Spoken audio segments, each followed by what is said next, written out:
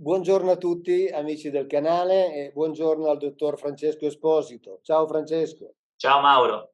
Dico dottor Francesco Esposito perché hai ben due lauree, non una, scienze filosofiche e filologia moderna, e quindi direi che ne hai assolutamente pieno diritto.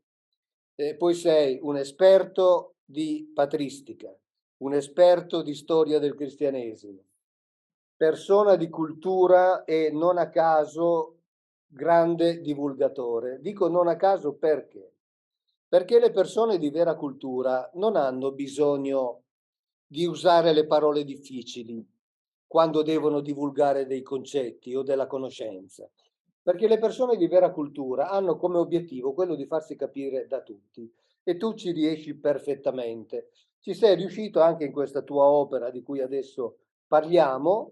È un'opera nella quale tu ci racconti tante cose, adesso entreremo nel merito, ma soprattutto intanto intendo dire che è una tua opera indipendente, Sì. perché come per me è cessato il rapporto di collaborazione con la casa editrice Uno Editori, quindi tu pubblichi indipendentemente. Io adesso sto pubblicando con la casa editrice Tutti, e con Mondadori ovviamente proseguo, e assieme però io e te abbiamo anche un progetto al quale stiamo lavorando che riguarda la casa editrice Tutti, ma quando sarà il momento ne parleremo. Oggi parliamo del tuo libro che si intitola Parola ai cristiani, con questo titolo messo così Sì. originalmente in In verticale maniera sulla, particolare, in certo. maniera un po' particolare sulla copertina. Intanto allora la prima domanda è d'obbligo: perché Parola ai cristiani e soprattutto perché concentrarsi nei primi 4 secoli di sviluppo della tradizione cristiana? Allora, intanto grazie Mauro per l'invito, ovviamente ci diamo del tu perché oramai sono Anni. 10 anni che ci conosciamo, dal 2013, e anzi penso che proprio per questa lunga conoscenza che abbiamo, proprio per giustificare anche un pochino il titolo di questo mio nuovo libro, è giusto una premessa perché quando ecco, facevi le conferenze, quindi avevo modo anche di seguirti profondamente in maniera molto appassionata e in maniera sempre onesta e corretta, perché ti ha sempre contraddistinto questo, quindi la correttezza e l'onestà. Ecco, mi hai sempre citato quando c'era modo di citarmi e mi hai sempre citato come appunto esperto di patristica e di cristianesimo antico e quindi dato che i miei precedenti libri sono sempre stati contraddistinti dai due personaggi, Gesù e Paolo, ecco, quest'ultimo libro invece ha voluto dar sfogo, no, alla presentazione che davi sempre di me come esperto di patristica e quindi parole ai cristiani. Cioè dare effettivamente parola agli autori cristiani antichi, prendendo in esame che cosa? I primi 4 secoli della storia del cristianesimo. E questo non perché i successivi siano meno importanti, non perché i successivi abbiano degli autori meno importanti degli autori che invece vado a trattare, quindi parlo per esempio dei padri Cappadocio e la scolastica, che sono quindi successivi al IV secolo, assolutamente no. Ma ritengo che i primi 4 secoli siano importanti e necessari per comprendere l'origine non solo della teologia cristiana, ma perché è un periodo in cui il cristianesimo ricerca che cosa? Quella legittimità e quella credibilità culturale, religiosa, storica, politica e che quindi è utile per chi leggerà questo libro comprendere in che modo gli autori cristiani attraverso appunto le loro parole si siano districati all'interno di quel vasto panorama culturale che è soprattutto quel panorama ellenistico che vedremo se riusciremo un pochino ad approfondirlo in questa nostra chiacchierata e che arriverà poi il cristianesimo a cristianizzarlo nel vero senso della parola, però poi magari ne parleremo dopo. Perfetto. Senti, io poi ti chiedo il permesso di leggere un passo del tuo libro perché è di Sì. una modernità sconcertante o se vuoi strabiliante, proprio perché in riferimento al tempo nel quale questo passo è stato scritto. Però tu nel sottotitolo hai sintetizzato un passaggio dal legalismo giudaico alla religiosità universale. Ecco, ce lo puoi dire in poche parole? Sì. Allora, come scrivo anche nell'introduzione, nonostante ecco, questo libro si dedichi molto all'apologetica cristiana e alla patristica, io, come scrivo nell'introduzione, dico che i personaggi di Gesù e Paolo sono imprescindibili comunque per una qualsiasi narrazione cristiana, ecco, diciamo così, o comunque di racconto della storia del cristianesimo. E quando parliamo di Gesù è inevitabile che parliamo di legalismo giudaico, perché Gesù non ha mai voluto fondare una nuova religione, Gesù non sapeva neanche che cosa significasse essere cristiano, perché il cristianesimo ancora non esisteva ai tempi di Gesù, così come Gesù è nato ebreo, quindi è stato circonciso, è vissuto come ebreo, quindi ha seguito quei 613 precetti famosi della legge mosaica. È vero che ne ha discusso con i farisei, ma all'interno di quella discussione intragiudaica, tant'è che Gesù probabilmente era di matrice farisaica, e tu più volte anche ne hai parlato in alcuni video, no, di questo Gesù fariseo, e anche io ultimamente nei miei ultimi video sto analizzando un pochino la figura di Gesù e di Paolo dal punto di vista farisaico, analizzando gli studi di Ian McCoby, che è un importante talmudista, arrivando poi alla morte di Gesù, quindi la morte in croce per crocifissione in quanto messia ebraico, perché è morto convintamente da ebreo, cioè quindi in quella causa di liberazione giudaica nei confronti del dominatore straniero. E a un certo punto poi troviamo invece un personaggio come Paolo, perché Paolo sì, è nato ebreo, comunque rivendicava una sua ebraicità, è vissuto come ebreo a un certo punto della sua vita, però poi ha abbandonato quelle pratiche giudaiche, cioè ha messo in discussione quella tripartizione famosa di legge, circoncisione e tempio, affermando per esempio che, cito velocissimamente, la lettera ai Filippesi, affermando che quella ebraicità che era motivo di vanto in realtà era un danno, tant'è che nel mio libro Parole ai cristiani analizzo, anche se brevemente, il termine scubalon, presente nella lettera ai Filippesi, che significa proprio danno, tant'è che il Tyre Lexicon, quindi un dizionario proprio di lessico del Nuovo Testamento, afferma che questo termine è associabile al latino stercus, quindi per far capire che riferimenti aveva, ecco Paolo, che considerazione anzi aveva Paolo della sua ebraicità, così come afferma nelle altre lettere che circoncisione e legge non servono più, sono superate in quanto si perde ogni favore divino, non si ha più niente a che fare con Cristo. Addirittura afferma che il Tempio non esiste più in quanto siamo noi tempio e membra di un Tempio più importante che è il corpo di Cristo. Questo per farvi capire cosa? Per farvi capire che appunto Paolo ha rotto completamente gli argini del legalismo giudaico per abbracciare questa religiosità delle genti, in cui addirittura il Messia, che era destinato a salvare Israele, invece è diventato un messia di stampo soteriologico all'interno di quel miticismo, potremmo dire così, del tempo, e quindi soteriologico, destinato quindi alla salvezza non soltanto del popolo di Israele, ma di tutti. E quindi di qua la religiosità universale che abbiamo ben compreso attraverso la tradizione cristiana. Certamente, certamente. Tra l'altro è affascinante il capitolo che dedichi ai gesuani, quindi alla concretezza che avevano quelli che avevano realmente conosciuto Gesù a differenza di Paolo. Quel capitolo, tra gli altri, è veramente affascinante e l'ho letto con grande piacere proprio perché, come dicevo prima, la tua capacità di divulgare anche questa concretezza è veramente, diciamo non comune. Poi tu dedichi ampio Grazie. spazio all'apologetica cristiana, cioè al tentativo di difendere il nascente cristianesimo dagli attacchi che riceveva. Ma voglio dire, noi abbiamo una tradizione che ci racconta, che ha forse anche mitizzato il discorso dei martiri, ma i cristiani erano così davvero tanto detestati? E se è vero, perché? Allora, sì, perché diciamo che l'apologetica cristiana caratterizzerà la storia del cristianesimo anche dopo il IV secolo, quindi quando poi il cristianesimo sarà religione ufficiale e unica all'interno dell'impero. L'apologetica poi riguarderà poi la difesa dei cristiani nei confronti di altri cristiani, ma questa è un'altra storia.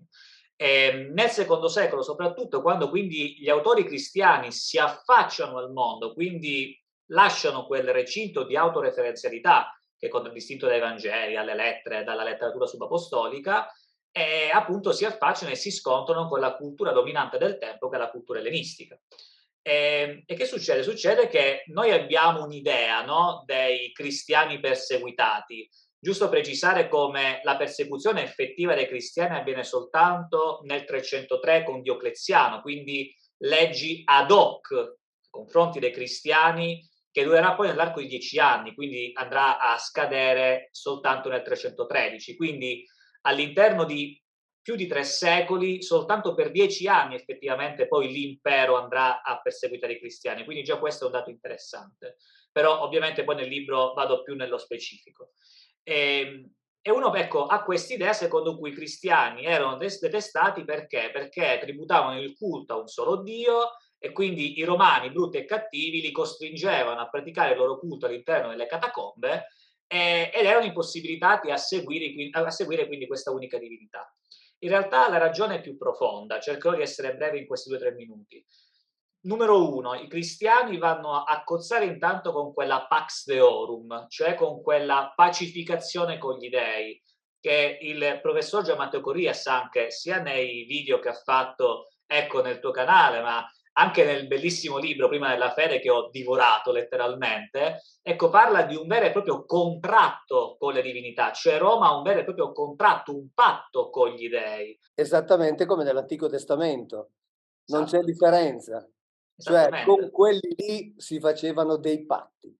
Sì, sì, sì, assolutamente sì, erano proprio contratti veri e propri, potremmo anche dirla così in maniera molto cruda, che contratti che hanno effettivamente reso Roma grande. E quindi a un certo punto arrivano gli intellettuali cristiani che dicono: no, in realtà quei dei a cui voi tributate culto sono in realtà demoni malvagi, e qui va anche a scadere, no, a rovesciarsi il concetto di daimon greco con gli intellettuali cristiani, con gli stessi che affermano ma la qualifica di Theos in realtà è associabile soltanto a uno, il nostro Dio. E il Logos, qui poi un concetto filosofico molto importante che più volte spiego all'interno del libro, e il Logos è incarnato soltanto da, ecco, da Gesù Cristo. E poi qual è l'altro concetto? La socialità romana, perché per i romani era anche importante essere dei buoni cittadini, qui non soltanto nel pagamento delle tasse, ma nella partecipazione alle feste, ai vari riti, nella partecipazione dell'esercito. I cristiani mettono in discussione anche questo, dicendo che sono soltanto tutto questo, quindi questa società romana è una istituzionalizzazione dell'inganno di questi demoni che non sono dei. E per ultimo, da un punto di vista puramente culturale, abbiamo quel principio d'autorità che più volte io ho spiegato, e cioè che la validità di una dottrina, di un credo, di una tradizione si esplica di fronte alla sua antichità. Più è antico e più quindi un credo, una tradizione autorevole. Gli ebrei hanno appunto la tradizione mosaica, i greci hanno la tradizione omerica, Esiodo, i filosofi, Roma ha, ecco, la famosa storia della sua tradizione vecchia, con Virgilio poi addirittura si va a ritroso nelle guerre di Troia, ma i cristiani non hanno nulla. I cristiani si presentano al mondo come figli di nessuno, culturalmente parlando, soltanto con un messia crocifisso, quindi palesemente un nemico di Roma, perché il messia crocifisso al tempo significava quello, e i cristiani, e ovviamente sto molto banalizzando, poi nel libro è ben spiegato, dicono: sapete che c'è? Il nostro Gesù era comunque ebreo e quindi la sua tradizione sicuramente ha parlato di lui, sicuramente Mosè e i profeti hanno parlato di lui, e quindi attraverso la rilettura che facciamo dei testi ebraici, attraverso quindi quella lettura allegorica, metafisica, metaforica, in realtà si parla effettivamente di lui. Quindi quella tradizione ebraica, mosaica, non è per gli ebrei, ma è per noi cristiani. Così come dicono: ma noi intellettuali cristiani ci siamo formati attraverso le storie di Omero, di Esiodo, sì, dei filosofi come Platone, Socrate, eccetera, e noi abbiamo ben compreso che tutti quegli scrittori greci, attraverso il logos seminale, ecco, hanno parlato, anche se in maniera imperfetta, di Gesù, ma ne hanno parlato, ergo quella tradizione non è dei greci, ma è la nostra. Quindi immaginate tutto quello che abbiamo detto in questo momento e in che modi i cristiani effettivamente potevano essere testati. E concludo soltanto con quest'ultima citazione, perché, ecco, prendi il mio libro, perché cito un importante autore che è Marco Zambon, che ha scritto un bel testo che si intitola Nessun Dio è mai sceso qua giù, citando letteralmente proprio Celso nel suo libro Il discorso vero, e che ha scritto questo libro per la Carroccia Editore. E Marco Zambon scrive questo, quindi rubo gli ultimi 30 secondi. L'ostilità nei confronti del cristianesimo aveva due motivazioni fondamentali. Si trattava di una dottrina nuova e irrazionale. Introdurre una dottrina religiosa di questo tipo voleva dire non solo abbandonare la religione tradizionale, ma anche sovvertire l'ordine sociale ed etico-politico, separarsi dagli altri uomini, pretendendo di essere i soli a conoscere la verità e a praticare la giustizia, precipitando invece in una specie di follia collettiva che spingeva i cristiani a fare e a credere cose insensate e pericolose. Io penso che ecco, un autore come Marco Zambon abbia riassunto perfettissimamente in queste poche righe quello che ho cercato di dire, spero bene, chiaramente in questi pochi minuti. Senti, a proposito, visto che hai citato diversi temi, quindi storia, società, politica, cultura, religione, secondo te, in quale di queste sfere ha influito di più la teologia cristiana antica? Sicuramente quella culturale, cioè nel senso che si è giocato tutto sul piano culturale, proprio per quella legittimità e per quell'antichità di cui dicevamo prima.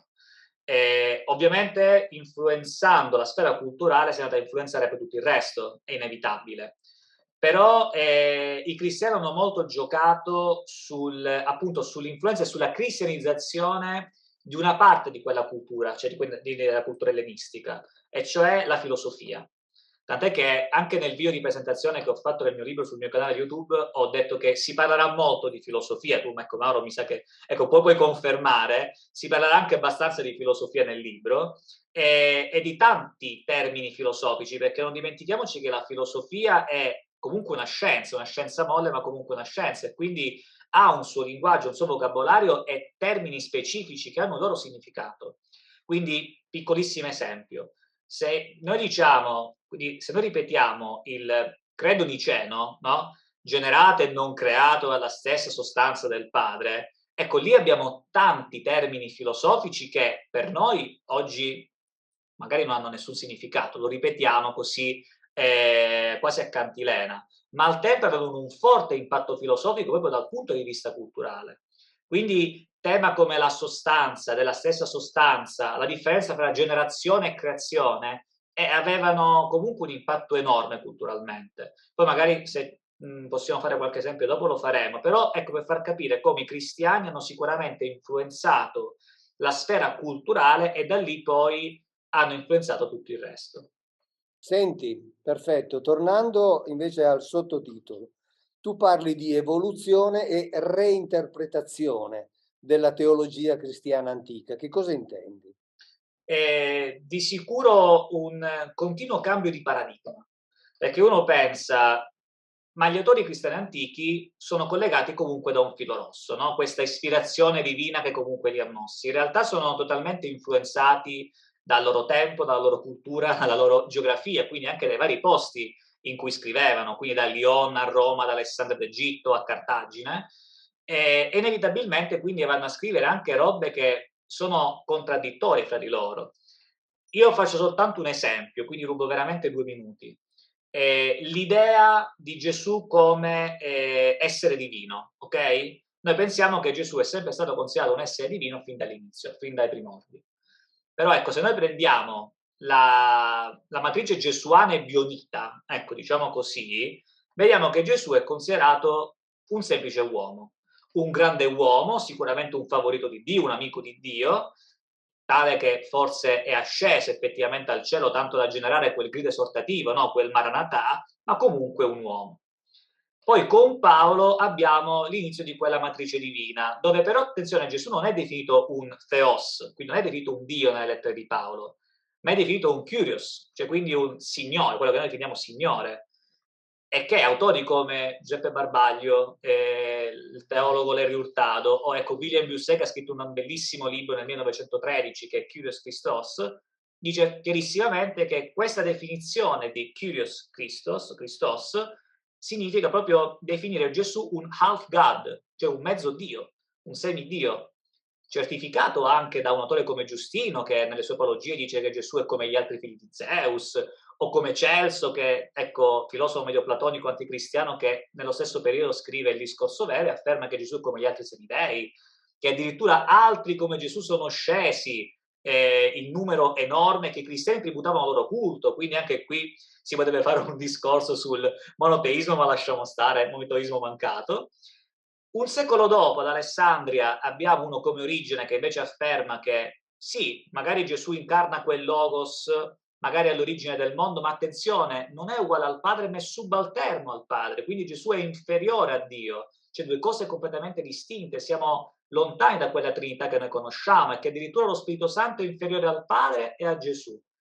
E un secolo dopo ancora siamo al tempo del Concilio di Nicea, dove i cristiani cattolici, i cristiani ariani si stanno letteralmente bastonando sulla questione della stessa sostanza, e lì anche c'è una idea differente, perché, e chiudo, ancora al tempo, quindi siamo nel IV secolo, abbiamo una visione duplice della realtà, così come Platone ha insegnato. Il mondo sensibile, il nostro, il corrotto, corruttibile, e il mondo intellegibile, sede del divino.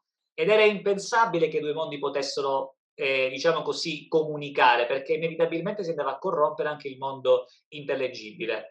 Però con quel della stessa sostanza, cioè Gesù che è stato generato dalla stessa sostanza di Dio, così come affermavano i cattolici, gli intellettuali del tempo affermavano: ma com'è possibile che è stato generato con la stessa sostanza?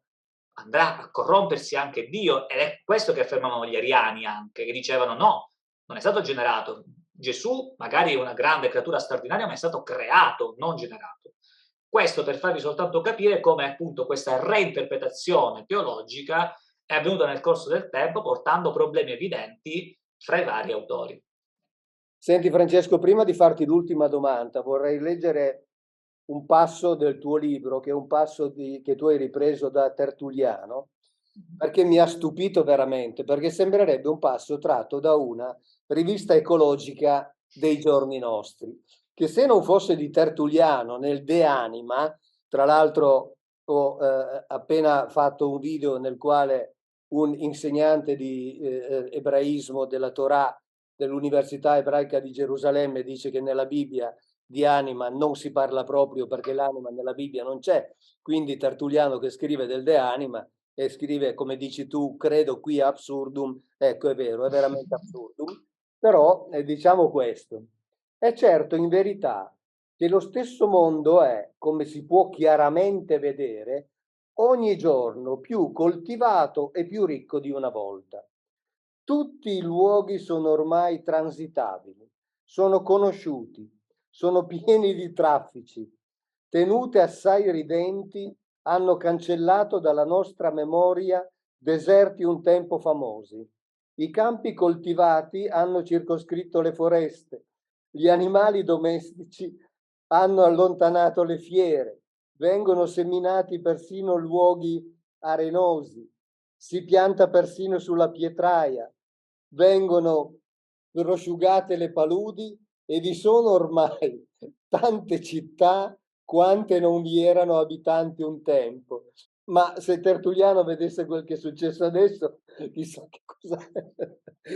che cosa scriverebbe, ma questo passo è di una modernità veramente straordinaria. Sì, Senti, sì. noi abbiamo parlato del cristianesimo che è nato come uno dei tanti movimenti religiosi del tempo, perché lo sappiamo, e poi, come dici anche tu nel tuo libro, erano tanti gli stessi cristianesimi, no? Poi però, appunto, in questa sua evoluzione è arrivato a diventare attraente anche per il potere imperiale, quindi diciamo in particolare per Costantino, con quell'evoluzione poi storico-politica che ha avuto. Puoi dirci qualcosa in breve ancora per terminare Sì. questa presentazione? Sì, allora è appunto curiosa questa cosa, cioè che prima abbiamo citato un attimo Diocleziano, no? La persecuzione del 303 fino al 313. Ed è curioso il fatto che poi, dopo il 313, nello stesso anno, comunque l'anno dopo, poi gli anni sono ballerini, ma diciamo sempre nel 313, ecco, i due imperatori, Costantino e Licinio, quindi imperatore romano d'Occidente uno e imperatore romano d'Oriente l'altro, ecco, promulgano quello che è il famoso Editto di Milano, Editto di tolleranza, perché comunque a seguito appunto di queste mancate persecuzioni i cristiani continuavano a moltiplicarsi, continuavano sempre a esserci, il fenomeno non si arrestava e quindi quella pacificazione religiosa era effettivamente importante, no? E allora, secondo me è doveroso leggere quello che i due imperatori promulgano appunto con questo editto di Milano, per far capire come lentamente sta cambiando questa società.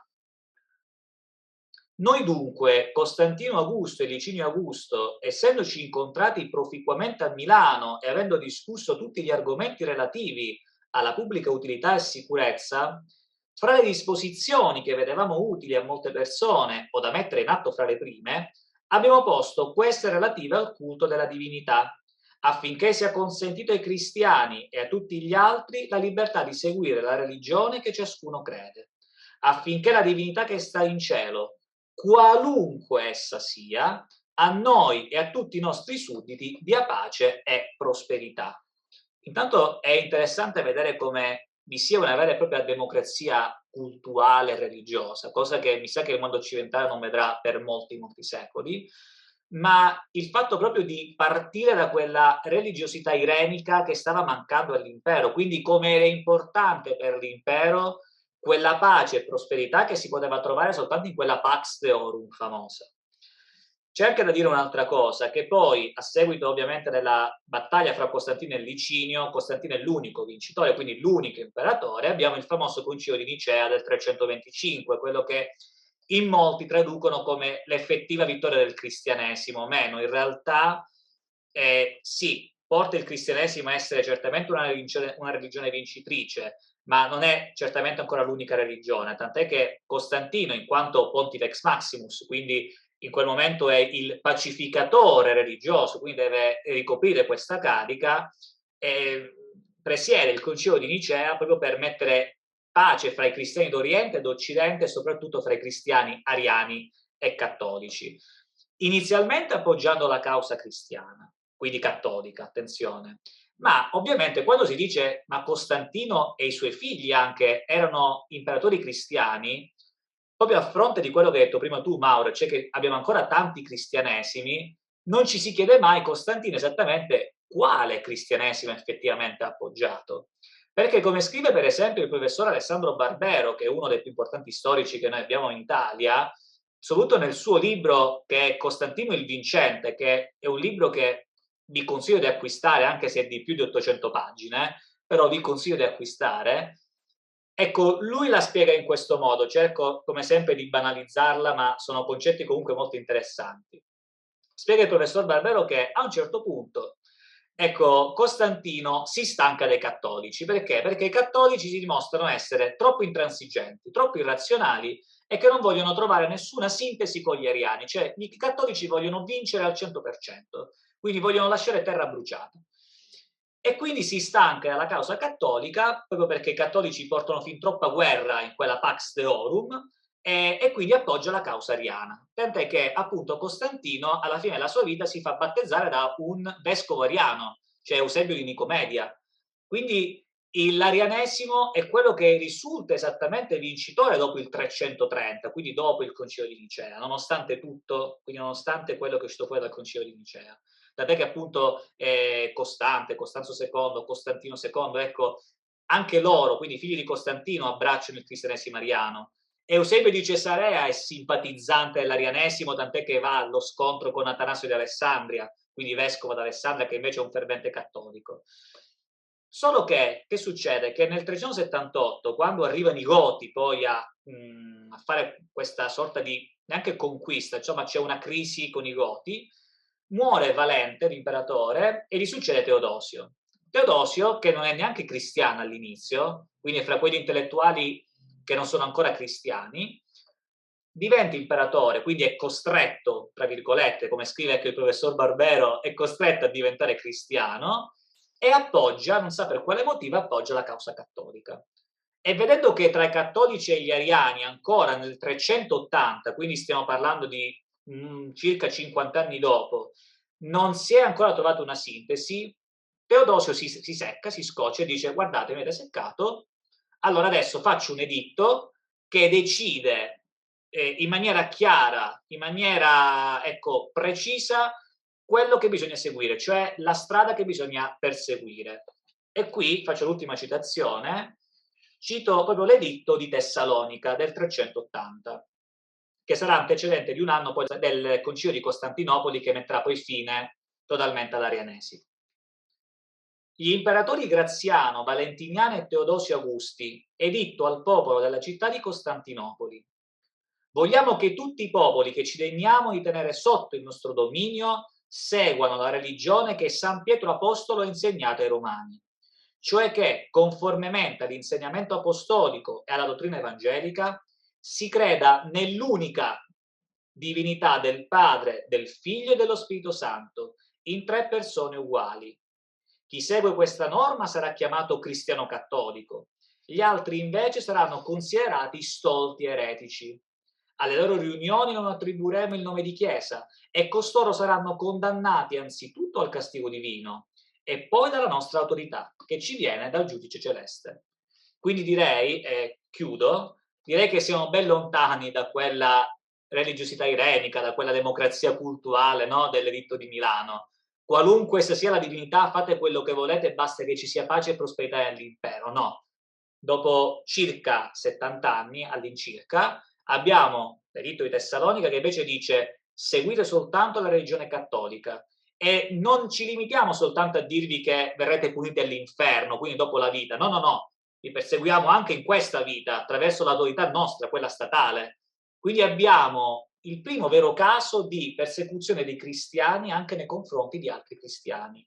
Una società che inevitabilmente, come scrivo nel libro, andrà a cambiare, soprattutto la società occidentale, e in cui la commistione fra religione e politica contraddistinguerà la Chiesa da allora, insomma.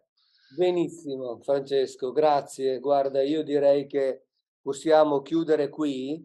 Io non posso emettere editti, ma se potessi emettere un editto direi che gli interessati non possono non averlo e i non interessati devono interessarsi. Però non posso emettere questo editto, quindi mi limito a rivolgere un invito perché è veramente un libro che si divora, ma soprattutto i cristiani devono capire come sono nati, cioè da che cosa deriva ciò in cui loro credono, ma questo per il loro bene, per il loro assoluto bene. Assolutamente, un invito ovviamente all'acquisto di questo libro che, come sempre, l'ho presentato come un manualetto necessario. Io mi sono anche posto come lo studente che ha cominciato, no, gli studi universitari. Ho pensato, se al tempo avessi avuto un manualetto del genere, ecco, avrei avuto una strada già molto più facilitata. Quindi un libro sicuramente che appassiona, che ha appassionato me ogni volta lo rileggevo, dovendolo anche correggere. Ecco, appassionato anche Mauro, ma non lo dico non perché voglio incensarmi o autoelogiarmi, perché non l'ho mai È vero, fatto, non l'ho è mai vero, fatto, quindi però mi ha appassionato molto ogni volta lo rileggevo, è quindi vero. spero possiate comprarlo tutti. Allora, il libro è acquistabile su Amazon e il link lo trovate qui sotto nella descrizione del nostro video e potete seguire tutti gli altri video di Francesco Esposito nel suo canale YouTube che ovviamente si chiama Francesco Esposito. Grazie Francesco, grazie a te e grazie a tutti Grazie quelli Mauro. che ti hanno ascoltati. Ciao, grazie e alla prossima.